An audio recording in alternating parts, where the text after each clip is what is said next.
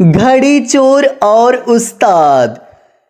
शादी की तकरीब में एक साहब अपने जानने वाले आदमी के पास जाते हैं और पूछते हैं, क्या आपने मुझे पहचाना?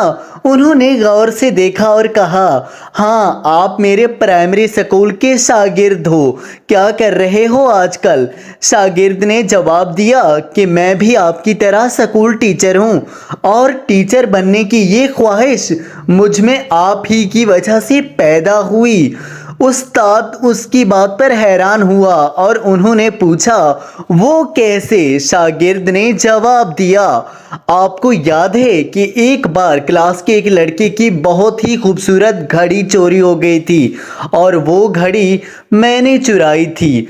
आपने पूरी क्लास को कहा था कि जिसने भी घड़ी चुराई है वो घड़ी वापस कर दे।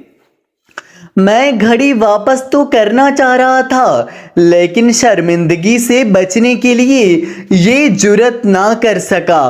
तब मुझे आपकी बात याद आती है। आपने पूरी क्लास को दीवार की तरफ मुंह करके आंखें बंद करके खड़े होने का हुक्म दिया और फिर आपने सबकी जेबों की तलाशी लेना शुरू कर दी और मेरी जेब से घड़ी निकालकर भी आपने क्लास के सामने मेरा नाम लिए बगैर वो घड़ी उस मालिक को दे दी और मुझे कभी इस अमल पर शर्मिंदा ना किया। मैंने उसी दिन से उस्ताद बनने का तहिया कर लिया।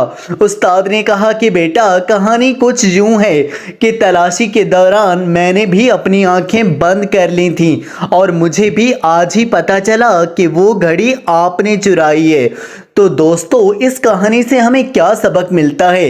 इस कहानी से हमें ये सबक मिलता है कि हमें दूसरों के ऐबों पर हमेशा पर्दे डालने चाहिए, ना कि उन्हें सरेआम तमाशा बना देना चाहिए। बेशक तुम किसी के ऐबों पर पर्दा डालो तो अल्लाह ताला तुम्हारे ऐबों को दुनिया से छुपाएंगे।